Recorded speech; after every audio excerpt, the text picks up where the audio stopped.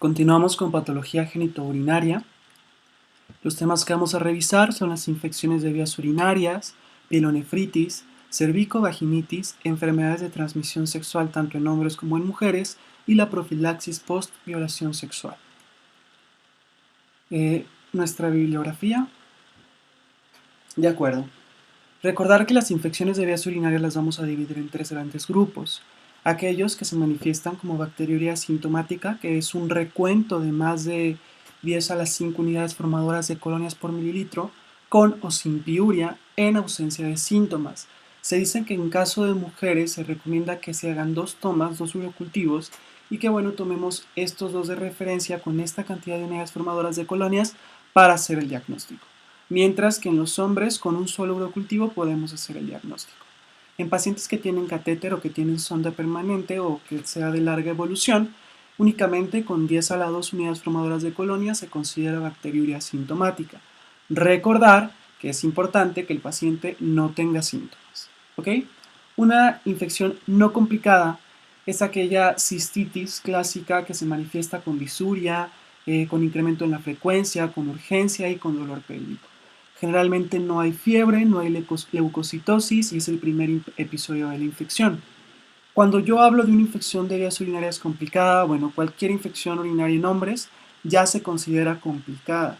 Recordar que las mujeres tenemos el factor de riesgo de la cercanía de la uretra con el ano y de la facilidad de las bacterias de migrar hacia la zona uretral, por ello es más frecuente en las mujeres. Además de que la menstruación también puede considerarse un factor de riesgo. ¿Okay? Una infección de vías urinarias en el embarazo.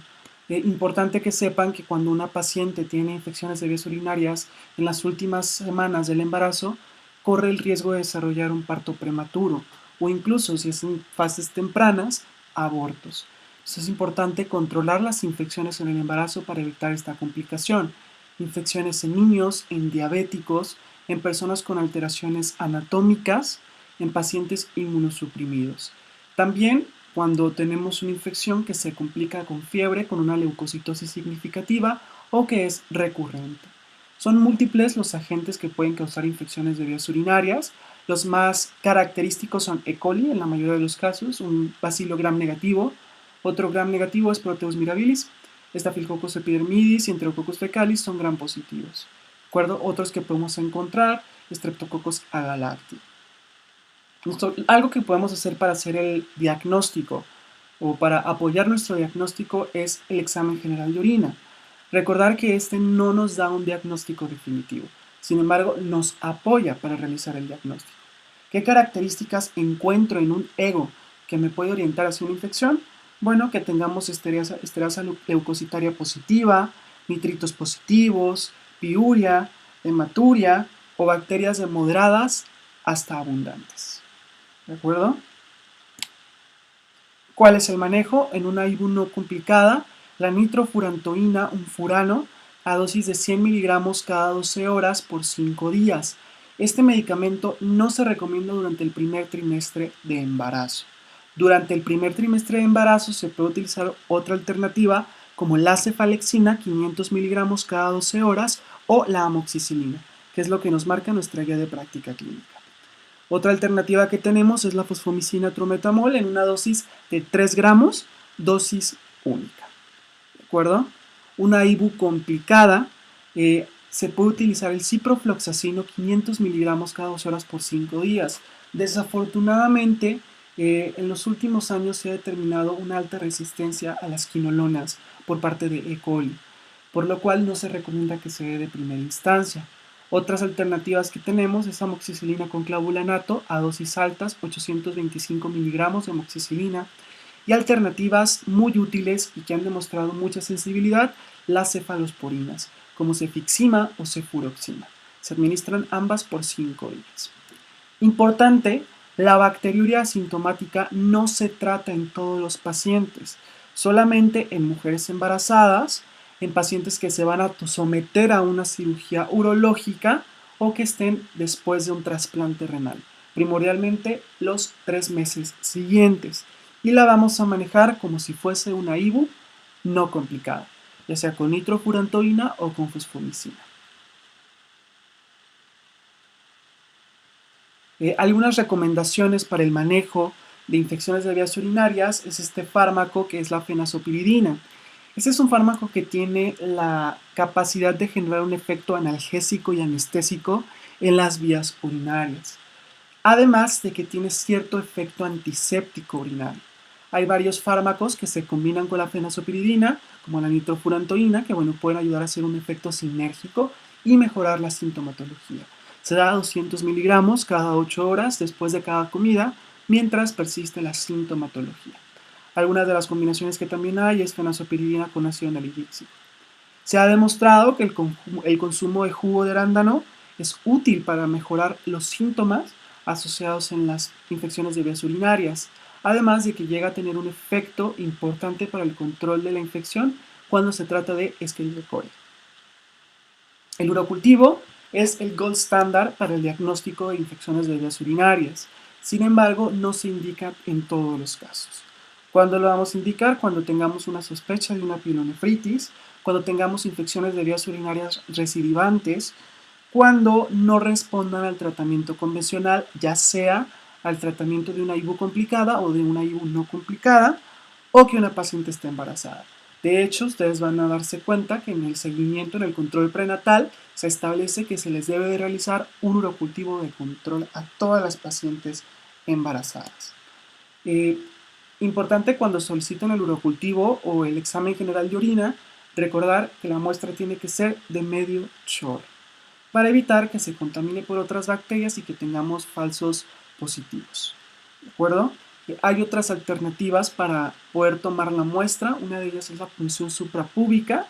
En este caso, con cualquier recuento bacteriano se considera una infección de vías urinarias. En pacientes hospitalizados que tengan sonda, es importante no cometer errores al momento de tomar la muestra. Nunca se debe tomar la muestra de la bolsa colectora. También hay que ver hace cuánto tiempo se colocó la sonda. ¿Por qué? Porque si una sonda tiene más de 6 horas colocada, bueno, lo más probable es que el tubo de la sonda o la manguera en donde se toma la muestra esté contaminada. Lo ideal es retirar la sonda, colocar la sonda o el catéter y bueno, tomar la muestra una vez que se coloque nuevamente. Esa es la forma ideal de tomar una muestra. ¿De acuerdo? La pielonefritis sabemos que es una enfermedad que afecta al parénquima renal. Siempre se debe de realizar un cultivo de orina. Aquí sí es de ley. ¿Cuáles son los datos clínicos? Fiebre, dolores en flancos, y órgano positivo, náusea y vómito muy característicos sobre todo por la distensión de la cápsula renal y algunos factores de riesgos asociados, como cuáles que el paciente tenga una infección de vías urinarias previa, que por el mismo efecto ascendente haya llegado a riñón, pacientes diabéticos llegan a ser pielonefritis enfisematosas, o que estén en consumo continuo de antibióticos. Los estudios de imagen en pielonefritis no se piden de forma rutinaria, sino más cuando se quiere descartar la presencia de litos o de alguna alteración morfológica renal. ¿De acuerdo? O también que se quiera descartar una obstrucción. Recordar que los litos pueden causar una obstrucción y bueno, también tener alguna lesión renal aguda. Debe de valorarse. ¿Cómo lo vamos a clasificar? Bueno, tenemos que ver si el paciente tiene riesgo de multiresistencia o no tiene riesgo de multiresistencia. ¿Qué pacientes no tienen riesgo? Bueno, aquellos que no tengan catéter, aquellos que no tengan consumo previo de antibióticos, aquellos sin anomalías anatómicas. Esos pacientes no tienen riesgo de multiresistencia. Se les administra ceftriaxona, una cefalosporina de tercera generación, 1 a 2 gramos intramuscular o intravenoso cada 24 horas. Cefotaxima, también una cefalosporina de tercera generación, 1 gramo cada 8 horas. Otra alternativa que tenemos es un aminoglucósido como la gentamicina, 240 miligramos intravenosos cada 24 horas. Recordar que los aminoglucósidos tienen una excelente acción contra gram negativos. En este caso, E. coli es de las principales causantes de pielonefritis, es una buena alternativa para gram negativos. En pacientes con riesgo de multiresistencia, de nuevo con los aminoglucósidos, amikacina 1 gramo intramuscular cada 24 horas, ertapenem, un carbapenémico, 1 gramo intravenoso cada 24 horas. Recordar que dentro de los carbapenémicos, ertapenem no cubre contra pseudomonas. En cambio, meropenem sí cubre contra pseudomonas. Se recomienda la dosis de 1 gramo intravenoso cada 8 horas. ¿De acuerdo? Ya sabemos cuáles son los riesgos para pseudomonas, pacientes con corticoides, pacientes con hospitalización previa o con mucho tiempo con hospitalización. Son de los que son más utilizados el meropenem cuando se trata de una infección intrahospitalaria. Generalmente, en todas las patologías, los antibióticos deben de dar una respuesta favorable 72 horas después de que se inicie el tratamiento. En este caso, si el paciente no responde con este tratamiento en 24 horas, se debe de valorar la TAC. ¿Por qué? Bueno, porque pueden estar asociadas a complicaciones más severas como la pielonefritis enfisematosa o un proceso obstructivo. Ahora vamos a hablar de la cervicovaginitis. Estas son patologías ginecológicas de muy frecuente aparición. Yo me atrevo a decir que es de las principales causas de consulta de cualquier paciente, de cualquier médico ginecólogo y también de medicina general y familiar. Es importante saber diferenciarlas, son muy fáciles de diferenciar y bueno, el tratamiento es similar pero tiene sus especificaciones. Las tres que encontramos es cándida, tricomonas y vaginosis bacteriana. La cándida se caracteriza por un flujo blanco espeso en grumos que forma placas. Es la más sintomática de todas. Tiene un eritema vulvar, la vulva se ve eritematosa, inflamada, la paciente con huellas de rascado, porque es mucha comezón la que causa esta infección. El pH de la vagina tiende a estar reducido, menos de 4.5. ¿En qué pacientes es común? En pacientes embarazadas, en pacientes con consumo de corticoides, en pacientes inmunosuprimidas, inclusive estados prolongados de estrés pueden causar ligera inmunosupresión y favorecer el crecimiento de cándida. Recordar que se puede encontrar de forma natural en la flora vaginal o en el microbioma vaginal, para ser más precisos, y puede desencadenarse tras alguna situación que genere inmunosupresión. A la microscopía se ven esporas, las esporas del hongo, de la cándida, se pueden ver hifas, se pueden ver la forma levaduriforme. Tricomonas, bueno, este es un protozoario, Tricomonas vaginalis, es una infección de transmisión sexual, por lo tanto también se debe tratar a la pareja. Esta se caracteriza por una secreción abundante, puede ser grisácea o blanquecina, tiene la característica de que produce muchas burbujas. Recordar que Tricomonas, al ser un protozoario es móvil y bueno, también puede favorecer a la formación de burbujas, así como de los componentes químicos que se generan. Puede haber eritema vaginal, no es tan sintomático como la cándida. Al momento de hacer la especuloscopía, se puede encontrar colpitis en fresa o cervix en fresa, que es este puntilleo hemorrágico que se encuentra en cervix. Sí se ve, ya me tocó verlo, sí se ve, es muy claro, muy significativo. No está presente en todas las pacientes, pero sí puede observarse. A la microscopía se pueden observar los protozoarios móviles. Únicamente agregando un poco de solución salina a la secreción y se observa. La vaginosis bacteriana, esta es generada por un desequilibrio en el microbioma, en el pH vaginal, puede ser inducida por el abuso en el uso de duchas vaginales o falta de higiene, inclusive también se puede ver la vaginosis bacteriana. Se caracteriza por una secreción fétida, un olor a pescado. Es asintomática en la mayoría de los casos. Las pacientes nada más lo refieren, es que traigo mucho flujo, así nada más. ¿Ok? Prueba de aminas positiva, esta consiste en agregar hidróxido de potasio a la secreción y va a liberar un aroma muy fétido. Y a la microscopía se pueden encontrar cocobacilos. El manejo, cándida, bueno, por vía oral se puede utilizar fluconazol 150 miligramos en dosis única. La realidad es que se utilizan más las administraciones tópicas como el clotrimazol, el famoso Laumecam para las niñas bien.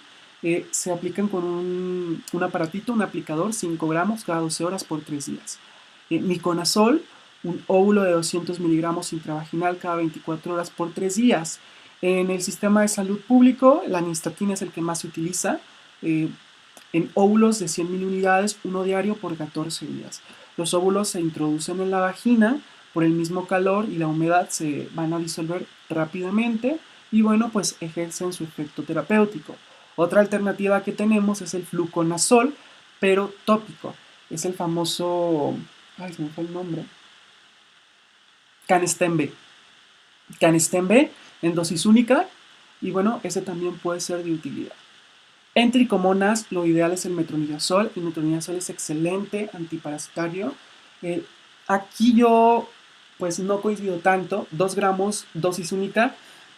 El metronidazol es un medicamento con muchos efectos adversos, una afección gastrointestinal severa. Entonces, 2 gramos, dosis única puede ser muy agresivo. Yo preferiría metronidazol 500 miligramos cada 12 horas por 7 días. Importante tratar a la pareja sexual. Tratamiento sistémico, importante. En la vaginosis bacteriana se puede dar metronidazol vía oral, 500 miligramos cada 2 horas por 7 días, o también se pueden aplicar cremas. Recordar que aquí lo que tratamos de erradicar son bacterias anaerobias, por lo tanto utilizamos medicamentos que sean muy efectivos contra bacterias anaerobias como metronidazol y clindamicina. Son geles en concentraciones específicas con aplicadores, 5 gramos cada 2 horas por 7 días, o la clindamicina se aplica una vez al día al acostarse por 7 días. Se pueden dar cuenta que en el mercado ya hay muchos medicamentos que mezclan ambas estrategias terapéuticas, un antimicótico contra un antibacteriano de amplio espectro como el metronidazol. Entonces prácticamente ya no se preocupan por querer hacer el diagnóstico, ¿verdad? O ketoconazol con clindamicina. Me ha tocado ver en la consulta de ginecología pacientes que vienen del medio privado con 4 o 5 medicamentos antimicrobianos por vaginitis o cervicovaginitis que no resuelven. Y la realidad es que usar tanto medicamento pues también tiene efectos adversos, se pueden generar cervicovaginitis irritativas. Y ustedes revisan a las pacientes y van a ver mucho eritema, mucho edema, inclusive huellas de rascado. Y bueno, entonces lo ideal es administrar el tratamiento específico para los pacientes, las pacientes en este caso. Vamos a hablar de las enfermedades de transmisión sexual. Una de ellas es la gonorrea, causada por Neisseria gonorrhoeae, un diplococo gram negativo. Nos puede generar infecciones genitales, anorrectales y orofaringias. Clínicamente en los hombres se caracteriza por una secreción uretral purulenta por la mañana y disuria. En las mujeres puede ser un síndrome miccional con urocultivo negativo. Mujeres que están casadas, con vida sexual activa, que constantemente vienen por IBUs y que no responden al tratamiento y el urocultivo sale normal, bueno, esta puede ser la causa. Cervicitis no complicada, pueden tener un flujo purulento que no es molesto para la mujer. Muchas de estas enfermedades en las mujeres son asintomáticas y llegan a generar una complicación grave que es la enfermedad pélvica inflamatoria. Un alto porcentaje de estos pacientes cursan asintomáticos y la mayoría de la enfermedad por gonorrea va a estar asociada con Clamidia trachomatis. Generalmente puede venir inicialmente el cuadro de gonorrea y con un periodo de incubación un poco más largo llega la infección por Clamidia trachomatis. Por lo tanto, tenemos que dar tratamiento dual. Tratamiento convencional consiste en ceftriaxona, cefalosporina de tercera generación, 250 miligramos intramuscular dosis única. Se van a dar cuenta que también la presentación de 500 miligramos la utilizan mucho, 500 miligramos y se soluciona el problema. Cefixima bioral, 400 miligramos dosis única o espectinomicina, se considera como un derivado de los aminoglucósidos, 2 gramos intramusculares dosis única. Siempre, siempre, siempre asociado con acitromicina, 1 gramo dosis única. ¿Okay? Por el riesgo de que tengamos una coinfección con clamidia. Es importante tratar a la pareja sexual, ¿de acuerdo? Si falla el tratamiento convencional, si tenemos una recidiva, únicamente, bueno, se incrementan las dosis, ceftriaxona 500 miligramos, cefixima 800 miligramos, se puede utilizar gentamicina 240 miligramos y debe asociarse con acitromicina pero una dosis mayor de 2 gramos. Otra enfermedad es la que se genera por Clamidia trachomatis. Clamidia trachomatis nos puede dar varias patologías. Generalmente es una infección genital, también puede ser anorrectal. En los hombres se caracteriza por una secreción uretral sin predominio de horario, no se caracteriza por presentar disuria. En las mujeres, cervicitis no complicada, que puede progresar hacia una endometritis, alpingitis o una enfermedad pélvica inflamatoria. Tenemos el linfogranuloma venéreo, que generalmente son nódulos inguinales, como se muestra en la imagen, no son dolorosos, hay adenopatías y llegan a fistulizar. Muchos de ellos cicatrizan sin dejar cicatriz. Los serotipos que tienden a generar linfogranuloma venérea L1, L2 y L3. Otra patología que pueden causar es la conjuntivitis de inclusión en recién nacidos. Es un agente intracelular gram negativo. Y si se fijan, tenemos algunos medicamentos que son muy eficaces para bacterias intracelulares, como la acitromicina o la doxiciclina. Por lo tanto, bueno, van a ser como los tratamientos de elección en estos casos. El tratamiento convencional, acitromicina 1 gramo, dosis única, y doxiciclina 100 miligramos cada 12 horas por 7 días. Importante al administrar doxiciclina, es una tetraciclina. Es un medicamento muy agresivo en el estómago. Cuando ustedes indiquen este medicamento, díganle a los pacientes que tomen mucha agua para evitar que el medicamento quede atorado, por decirlo así, en la región esofágica inferior, porque vienen cápsulas, se desintegra la cápsula y puede generar muchos problemas, esofagitis medicamentosas muy severas. Entonces, cuidado con ese medicamento. Experiencia propia. No por una ETS. Alternativas, eritromicina, 500 miligramos cada 6 horas por 7 días. En el linfogranuloma venéreo es el mismo tratamiento, se prefiere la doxiciclina que la citromicina, pero se debe dar por 21 días. En mujeres embarazadas la citromicina es segura, por lo tanto se puede administrar 1 gramo cada semana por 3 semanas. Dependiendo de la evolución clínica puede alargarse un poco más el tratamiento. El herpes genital, bueno, el herpes genital es una infección viral, es la causa más común de úlceras genitales, principalmente por el virus del herpes tipo 2. Las lesiones son vesiculosas, muy dolorosas y ulcerativas. Puede haber adenopatías inguinales dolorosas. El diagnóstico es principalmente clínico, las lesiones son muy características. A la microscopía podemos ver células gigantes multinucleadas con inclusiones citoplasmáticas, muy característico de esta patología. El tratamiento, bueno, si es una primoinfección, aciclovir 400 miligramos cada 8 horas por 10 días. Otras alternativas, famciclovir o valaciclovir. La infección puede recidivar hasta en un 60% de los casos recidiva. Sin embargo, la recidiva es más leve que la primoinfección, por lo cual se van a dar cuenta que las dosis son por menos días. Aciclovir 800 miligramos cada 12 horas por 5 días.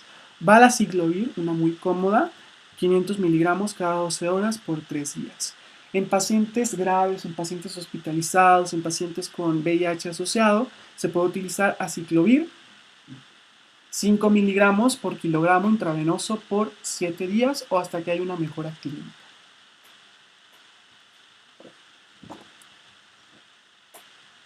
Úlceras genitales. Cuando tengamos úlceras genitales tenemos que hacer el diagnóstico diferencial con donovanosis y con chancroide blando. Bueno, Klebsiella granulomatis genera nódulos subcutáneos que erosionan, generan úlceras indoloras y sangrantes al contacto con bordes limpios. Como vemos en la imagen, es una úlcera muy circular, se ve que su borde está bien definido, que hay sangre, es sangrante. ¿De acuerdo? Y bueno, el paciente la refiere como indolora. Haemophilus ducreyi, chancroide blando, recordar que el chancroide duro hace asociación con la sífilis. Son úlceras dolorosas, muy dolorosas, sus bordes no son bien definidos, se puede observar un exudado purulento. Se acompaña de linfadenopatía unilateral o bilateral dolorosa. El manejo es muy similar. El tratamiento en donovanosis es por 3 semanas, ya sea con doxiciclina o con acitromicina. Si hay una paciente embarazada o algún menor de 16 años, se recomienda administrar eritromicina. O en la embarazada, recordar que ya les mencioné que la acitromicina se considera segura. En Haemophilus ducreyi, igual, acitromicina 1 gramo dosis única o ceftriaxona 200 miligramos, 250 miligramos dosis única. Alternativas, quinolonas como ciprofloxacino 500 miligramos cada 12 horas por 3 días. Otra enfermedad muy importante de esta patología en la ginecología es la enfermedad pélvica inflamatoria. Tiene clínica muy distinguible que es el dolor en abdomen bajo, dolor a la movilización cervical, momento de hacer el tacto vaginal y uno hace movilización del cervix, hay dolor anexial, es decir, ovarios, fiebre, puede haber volumen de sedimentación globular elevado y leucocitosis superior a 10.500.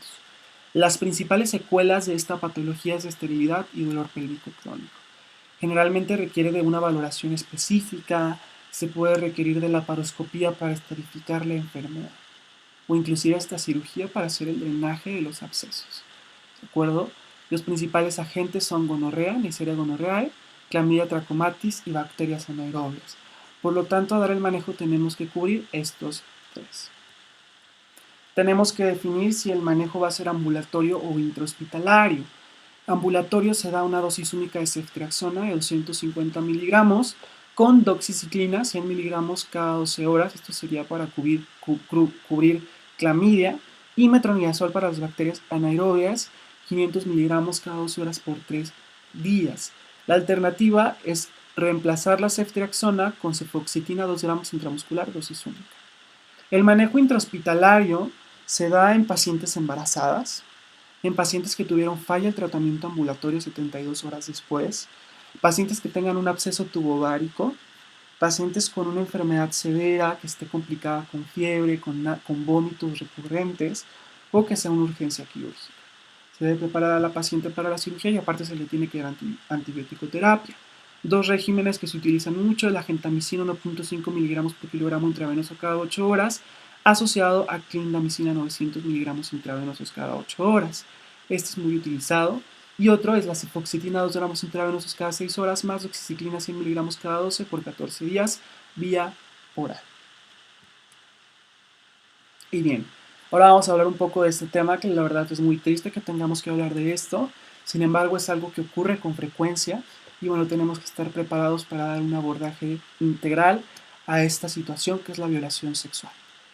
Aparte del manejo farmacológico, se tienen que hacer los procedimientos legales para darle continuidad a ello, así como una terapia psicológica, atención psicológica especializada o psiquiátrica inclusive a la paciente.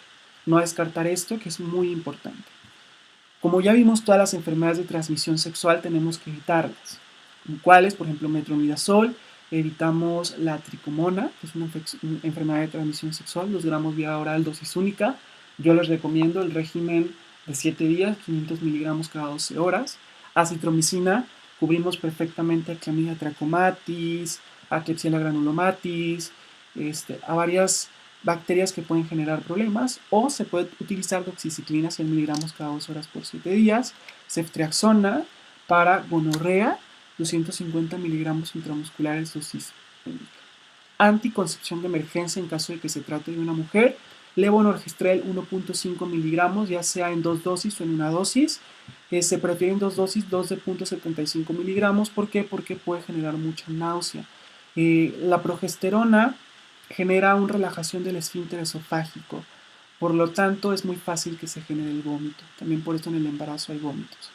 El acetato de ulipristal de 30 miligramos es un medicamento que puede tener efecto hasta 5 días después de que se realiza la relación sexual sin protección.